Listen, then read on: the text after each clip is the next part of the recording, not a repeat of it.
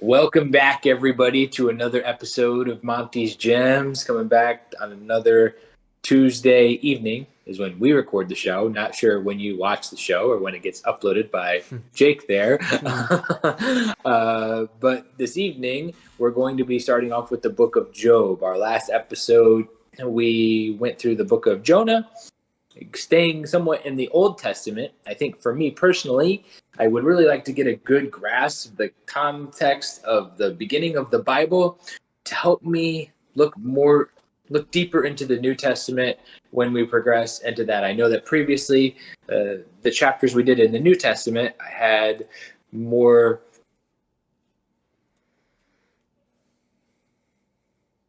things to say about Jesus and how maybe I didn't really believe the things. And I think it's important for me to note that while we were reading those chapters, those are some of the biggest inner struggles that I have in trying to comprehend the things and to try to make sure that it's contextually accurate with the Old Testament that we read about.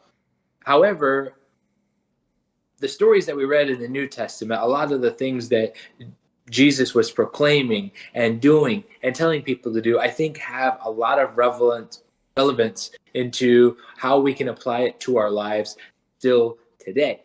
So I just want to make sure to notate that, because I think it's easy for when you start speaking about things and not questioning things, to not be able to see the actual true relevance and the light to a lot of the teachings that he was sharing and stuff. And so while that's an inner struggle within me, I think it's easy for me to maybe come across as that there's nothing good to learn from that and stuff. And I just want to really make sure of that I think any type of historical book that we're trying to read and try to understand, just because I don't understand it and it's something that I'm struggling with, doesn't mean that there's important things that we can learn from that. And I think that's something I've been just thinking about a lot as I've been trying to do deeper studies into people that are diving deep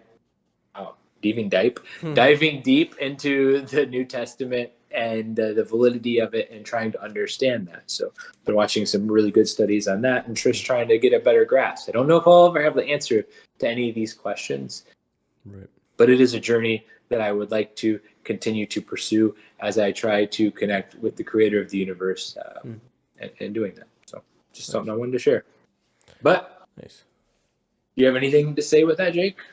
No, I just kind of want to emphasize the whole not understanding it, and a lot of the times a lack of understanding is makes us, I don't know, not take the value in things.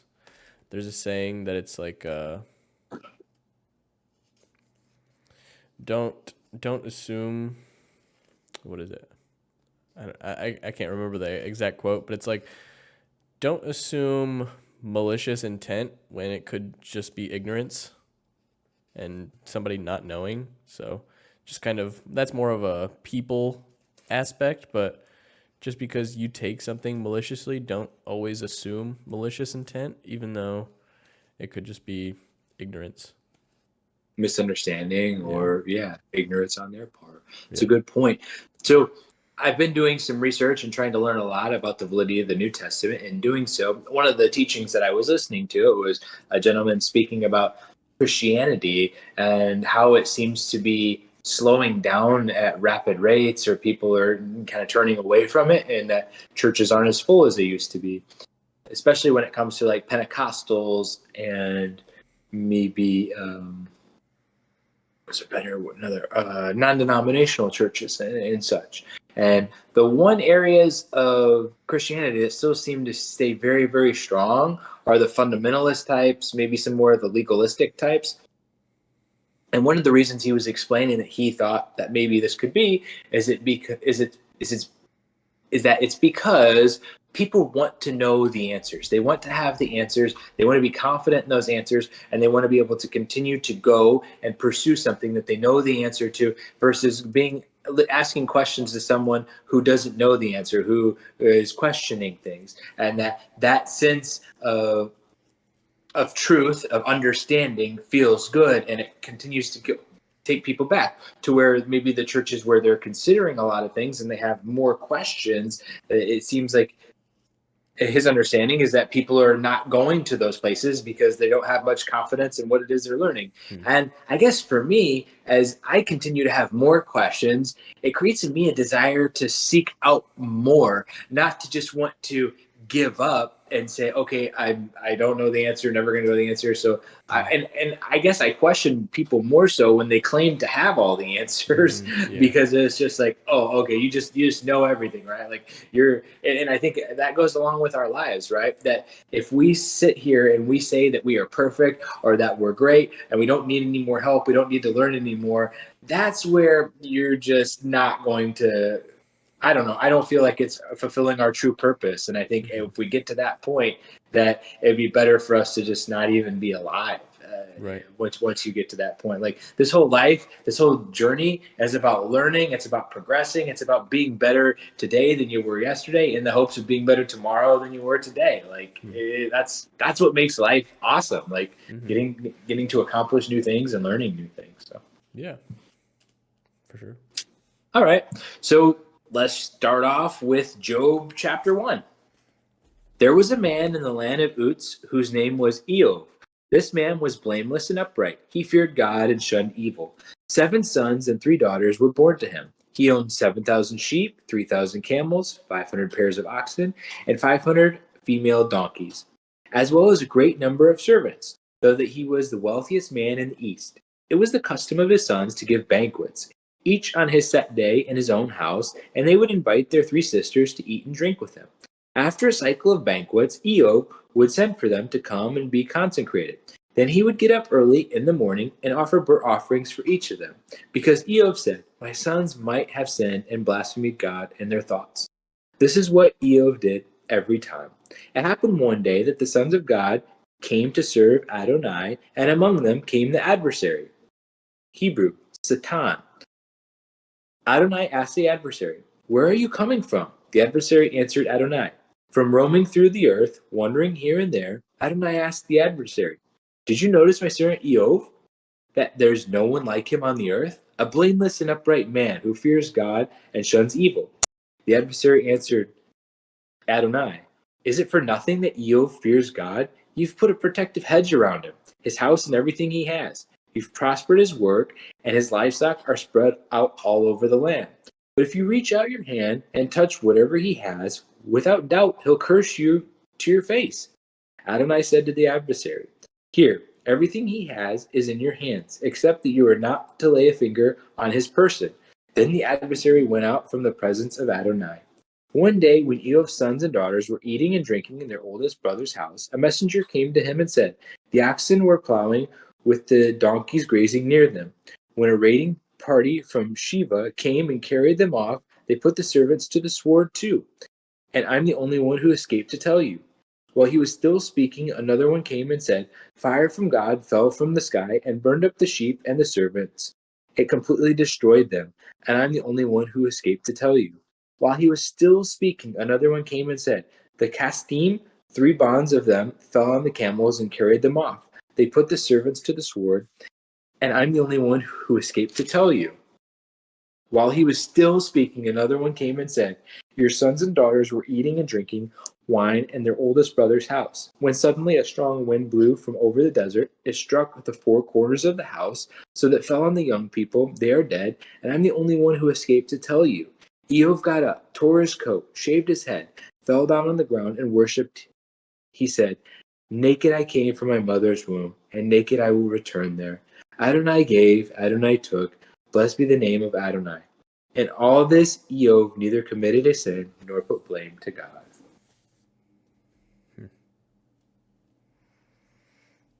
I think that's a pretty powerful faith to be able to go through all of that in the beginning of this first chapter and to still like not just be absolutely in utter dismay and like sadness Right. and not like, I mean, this is his family. Mm. And one of the struggles that I have with this is that one of the commandments at the very beginning is to be fruitful and multiply, which was something he was living out. He had a family. Like it's like, well, what is the purpose of life, and being able to, have a relationship with God and building your family and being able to show love, the same love that He shows us. And it's like Mm-hmm. the struggle inside of me that I think is like, God, why would you allow this to happen? Like, why would you do something like this? Like, what's the point? What's the point you're trying to make to Satan? Like, and again, I don't even want to get into detail about, who that is and what it even looks like and how it's applicable today. But it's like, why would the Almighty, the creator of the heavens and earth, like, it almost seems like he needs to prove a point Mm-hmm. to someone below or beneath them, and it's like, why? What's the purpose? Like, Mm-hmm. someone who's been just a good all their life, and okay, maybe yeah, they have had a lot of good things, but it's like,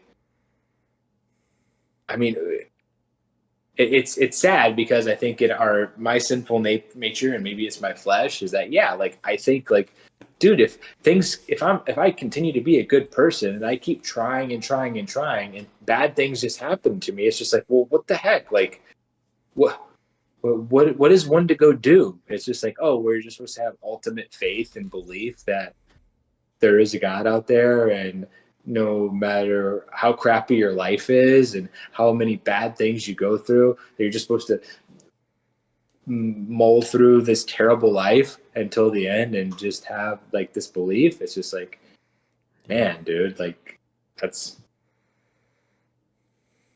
that's somewhat difficult Yeah. I think that's because kind I of think what we're going to find out in the book of Job is it's just a kind of whole series of this of Satan saying, yeah, but if you do this, then he will no longer be a believer. And if you do that and that, and it's like, hmm, I guess I don't understand the reason to test that faith. Because, like, Jesus says not to test God, like, or when Satan's talking to Jesus in the desert when he was 40 days and 40 nights without eating or whatever, he said to not test God and stuff like that. And it kind of seems it's kind of the same scenario, but it's Job instead of God, and God is testing Job. It's kind of like I guess I don't understand why. that's a really good point. Yeah, very difficult to try to comprehend. And again, this is, I think, where we get into this idea of Satan. So there's a couple of thoughts. One is that he's this fallen angel and it's an actual being that has somewhat control over us and changing our ideas. The One of the Jewish thoughts is that word is called the Yetzer Hara. So you have the Yetzer Tov and the Yetzer Hara. The Yetzer Tov is the good inclination.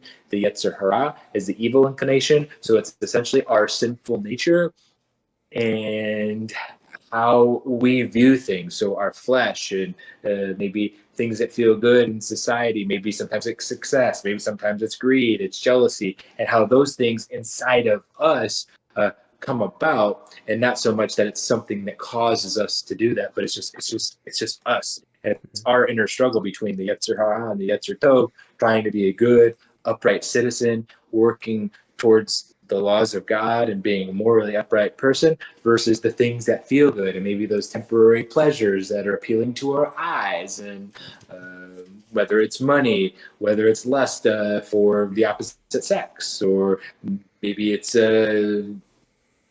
music. It's just so many different things that it can be, right? Mm-hmm. And I think that's what's difficult here is trying to understand how this could be a Yetzer Tov, where it's just an idea in Job's mind, because these are physical things that are Mm-hmm. happening to him. So Right. it doesn't seem like that's possibly the case here. Yeah, that makes sense. Anything else to add before we go to chapter 2? No, you can start with chapter 2. Okay. On another day, the angels came to present themselves before the Lord, and Satan also came with them and present himself before him. And the Lord said to Satan, "Where have you come from?" Satan answered the Lord, "From roaming throughout the earth, going back and forth on it." Then the Lord said to Satan, "Have you considered my servant Job? There is no one on earth like him. He is blameless and upright, a man who fears God and shuns evil. And he still maintains his integrity, though you incited me against him to ruin him without any reason." "Skin for skin," Satan replied. "A man will give all he has for his own life. But now stretch out your hand and strike his flesh and bone, and he will surely curse you to your face." The Lord said to Satan, "Very well, then. He is in your hands, but you must spare his life." So Satan went out from the presence of the Lord and afflicted Job with painful sores from the soles of his feet to the crown of his head. Then Job took a piece of broken pottery and scraped himself with it as he sat among the ashes. His wife said to him, "Are you still maintaining your integrity? Curse God and die." He replied, "You are talking like a foolish woman. Shall we not shall we accept good from God and not trouble?" In all this, Job did not sin in what he said. When Job's three friends, Eliphaz the Temanite, Bildad the Shuhite, and Zophar the Naamathite, heard all the troubles that had come upon him, they set out from their homes and met together by agreement to go and sympathize with him and comfort him. When they saw him from a distance, they could hardly recognize him. They began to weep aloud, and they tore their robes and sprinkled dust on their heads.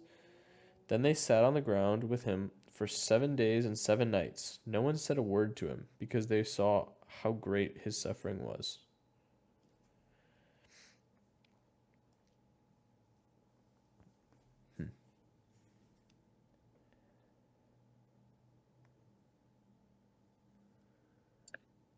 Yeah, I think when we come deeper into this story, it's just kind of trying to resonate with the understanding that you can be a good person and bad things can happen to you. Mm-hmm. I know that I had an experience, earlier this year when I bought a vehicle from someone who I didn't really know. I vetted them pretty well and based on what they did as a career, and they worked with cars. And come to find out, after I drove the car a few miles, is that they hid some things. They used something that would turn the check engine light off and some of the error codes off, and they did things that just weren't on the up and up. And so it was like, for me, it's like, well, how can something like this happen to me? Like, I try to do my best. I try to make sure I'm a good person. And it's like, well, the reason things like this can happen is because we all make mistakes and we all sin and no one is perfect. And so we have to do our best to make the best decisions that we possibly have at hand. But in the end, not all of those decisions are going to work out to the way we want them. And we can't be focused on the results of our decisions in determining whether they were good decisions or they were bad decisions. And so I think, coming back to a religious perspective of just, being a good person, trying to read the Bible, trying to have a good grasp and a good understanding of what is right and what is wrong, and trusting that even though some bad things may happen to me if I do good, and some good things may happen to me to those who do bad, that I believe that this is the truth and this is what inside of my heart is what I'm supposed to be doing, that I will hold and just and do those things. Mm-hmm. I think that's the important thing, that a lot of the things we're going to read here just really shows the heart issue, and how we ourselves try to purify our hearts and try to just be good people based on what we believe to be true, and not based on what we want to receive in the future, and how to get Mm-hmm. that.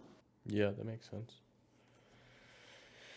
Yeah, it's just so easy to, especially even if you, definitely not to the extreme that Job is going through, but it's so easy to try to be a good person for so long, and then you don't you don't see any benefit from it, I guess, and it's very hard to keep maintaining that mindset.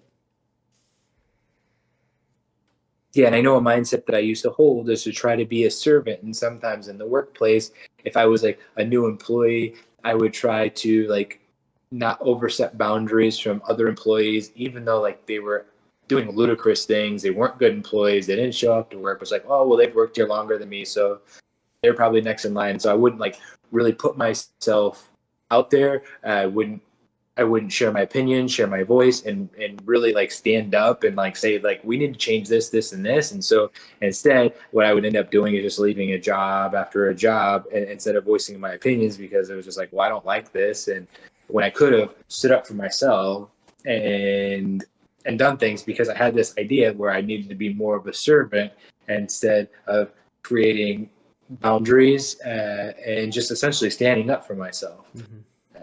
As I do that, it's just like there's power that comes from that. Yeah, for sure. All right. Chapter 3. So one of the reasons I'll just bring out that Jake is, when he's reading, he's saying Job, and when I'm reading, I'm saying Eov, is because the Bible that I'm using is a Hebrew transliteration. So that is how the name Job is pronounced in Hebrew, and so I'm just reading what the Bible says. So Eov said, Eov said, perish the day I was born, and the night that said, a man is conceived. May that day be darkness. May God on high not seek it. May no light shine on it. May gloom dark as death defile it. May clouds settle on it. May it be terrified by its own blackness. As for that night, may thick darkness seize it. May it not be joined to the days of the year. May it not be numbered among the months. May that night be desolate. May no cry of joy be heard in it. May those who curse days curse it. Those who see curses could rouse Leviathan. May the stars of its twilight be dark. May it look for light but get none. May it never see the shimmer of dawn. Because it didn't shut the doors of the womb, I was in and shield my eyes from trouble. If I had been stillborn, if I had died at birth, had there been no needs to receive me or breast for me to suck. Then I would be lying still in peace.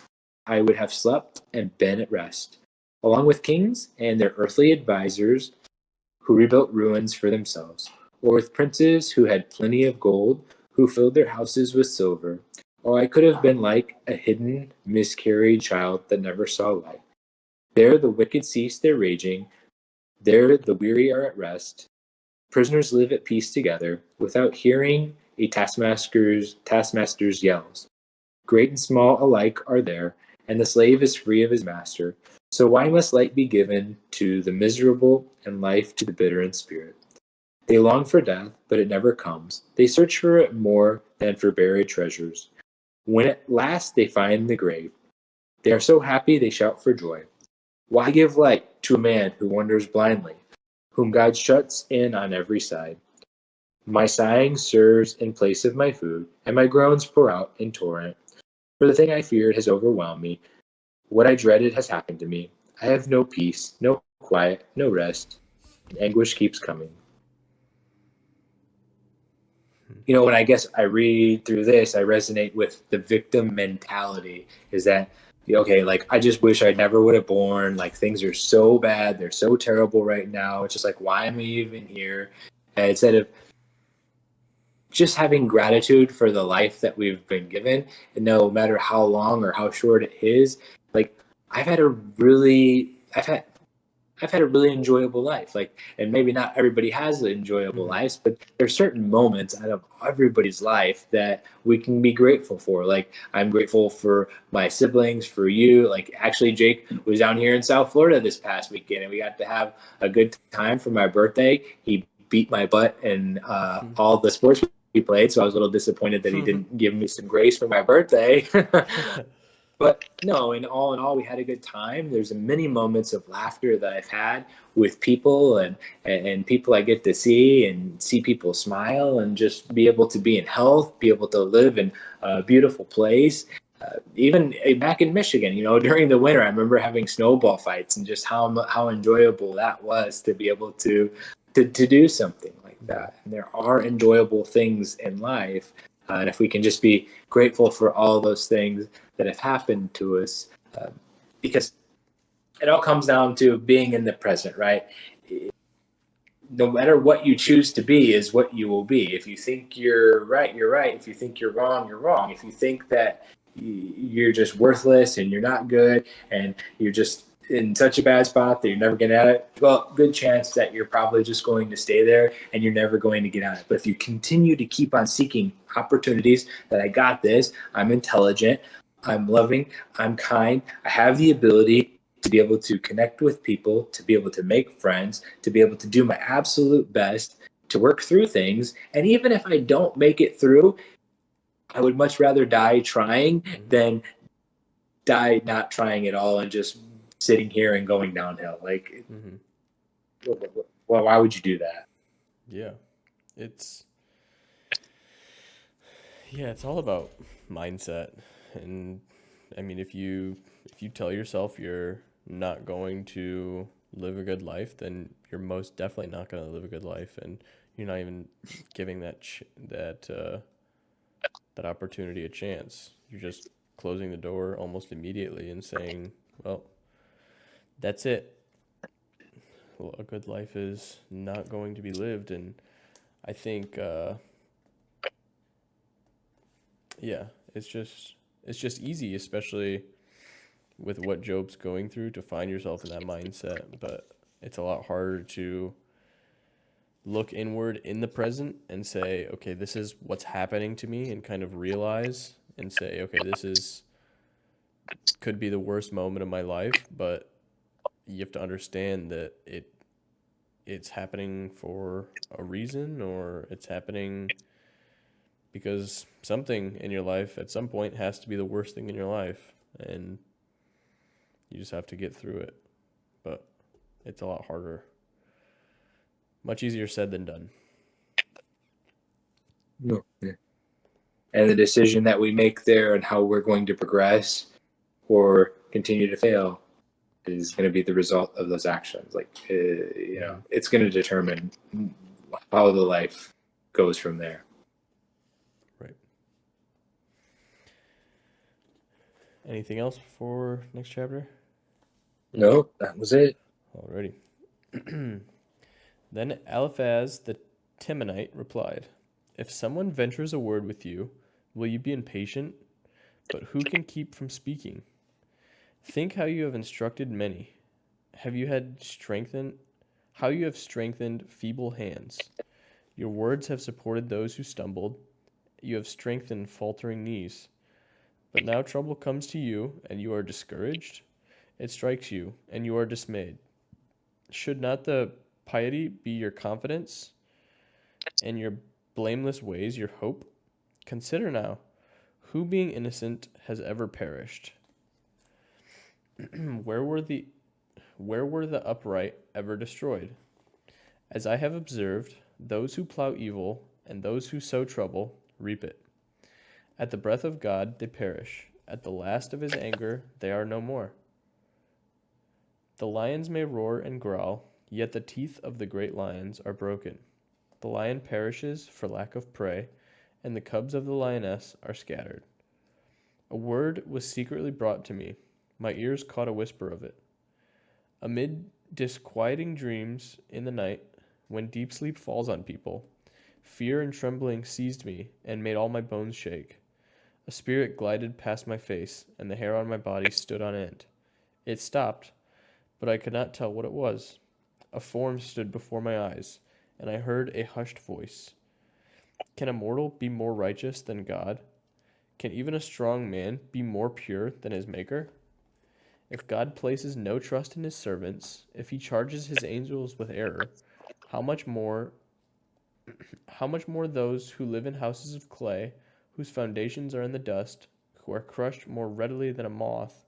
Between dawn and dusk, they are broken to pieces.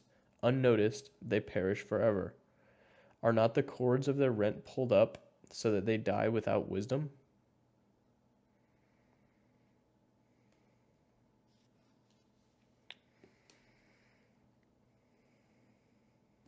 Yeah, I think the important things to learn here is support, right? Is that when we are struggling, or if a friend or a loved one is struggling, how we choose to support them.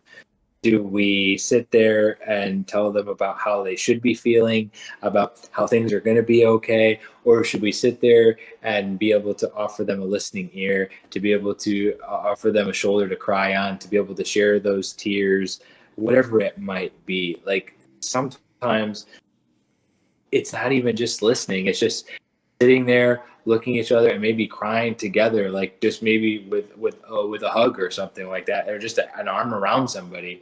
And it's just being able to carry their burdens with them. Mm-hmm. That's what true support and friendship and love is. I know there's this idea that the greatest words known are "I love you," but sometimes the greatest words are "I'm sorry."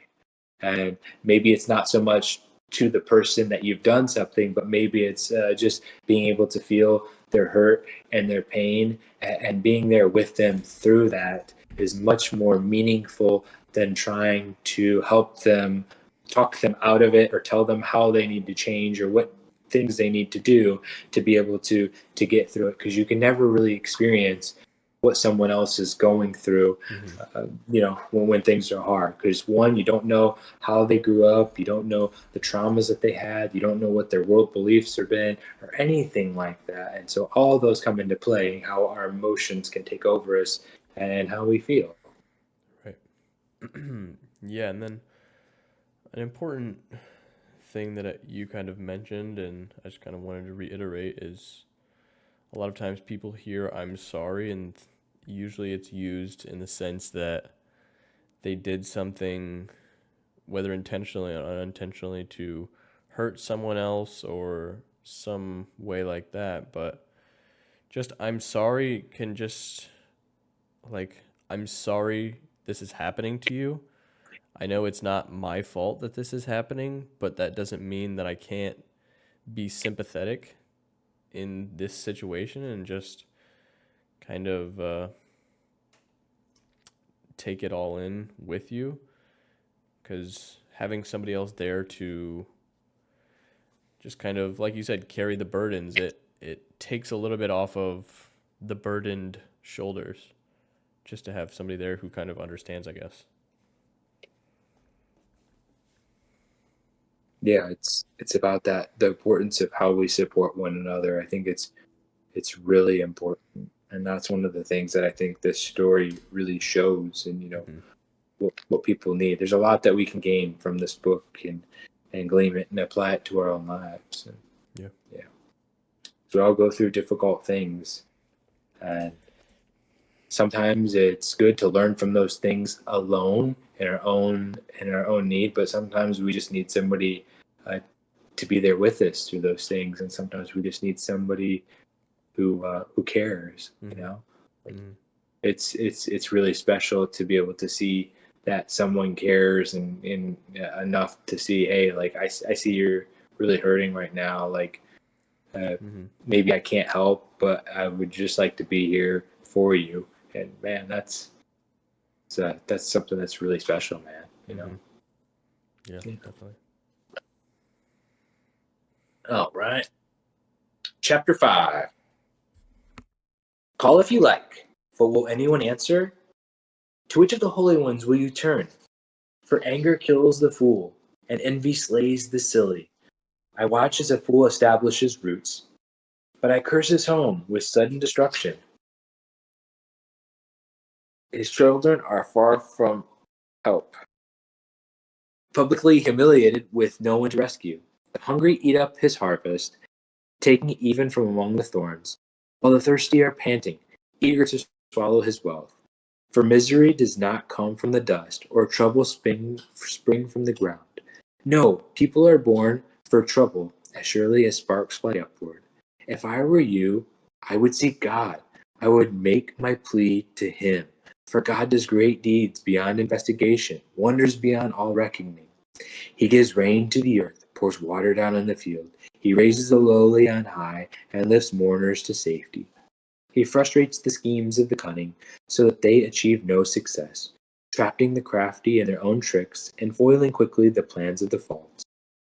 They meet with darkness during the day, groping at noon like at night, but he saves the poor from the sword their mouth and from the clutches of the strong. So the poor can hope again, and injustice shuts its mouth. How happy the person whom God corrects. So don't despise Shaddai's discipline. For he wounds, but he bandages the sore. His hands may strike, but they also heal. He will rescue you from 6 disasters. Yes, in 7 no harm will touch you. In famine he will save you from death, and in war from the power of the sword. You will be shielded from the lash of the tongue, and you won't have to fear destruction when it comes. You'll be able to laugh at destruction and famine. Also, you won't have to fear wild animals. For you will be in a league with the stones in the field, and the wild animals will be at peace with you. You will know that your tent is safe. You will look around your home and miss nothing. You will know that your descendants are many, your offspring like grass, growing thick in the fields. You will come to your grave at a ripe old age, like a pile of grain that arrives in season. We've looked into this, and that's how it is. Listen, and you know that it's good for your own good. And I think this is another one of Job's friends speaking to him, I think trying to be positive.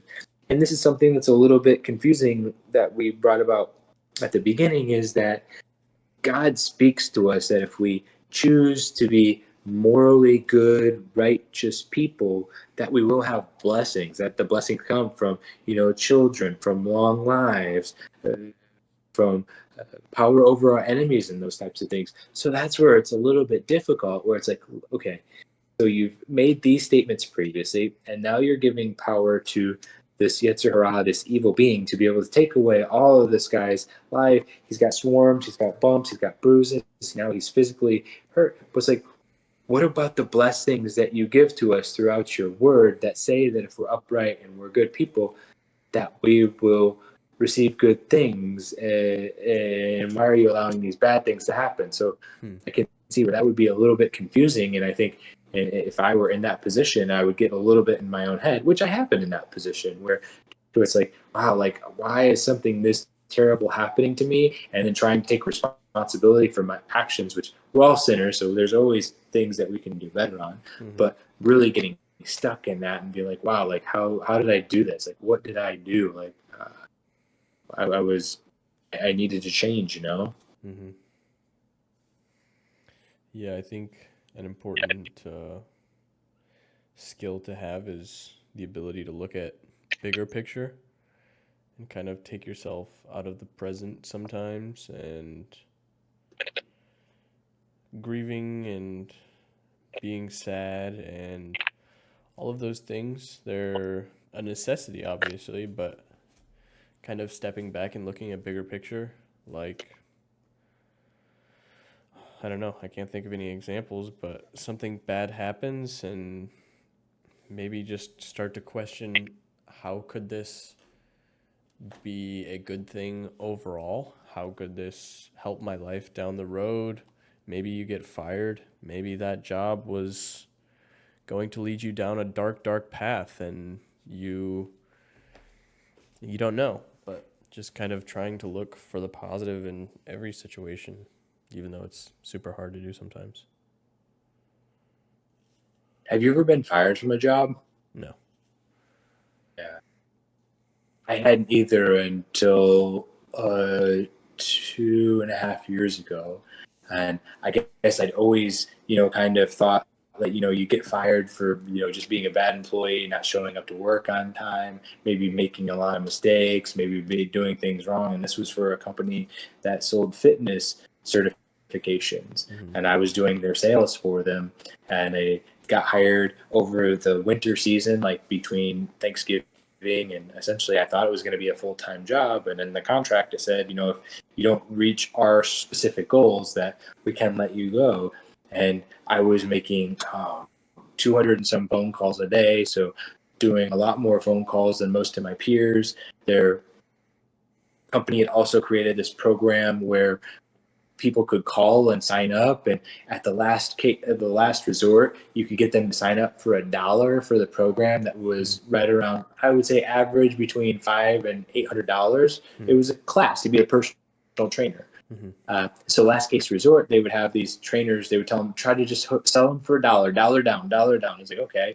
And so I started asking more questions about that program. It's like, what's the retention rate on that? Like how many people that you get to sign up for $1 actually like continue on with the program and pay the next month, and they're like, well, it's almost none. Hmm. It's like, okay. And so the numbers for the sales reps are based on how many people you get to sign up. So I was converting more money that would come in because I never signed up anybody for the dollar down because I like I don't want to Hmm.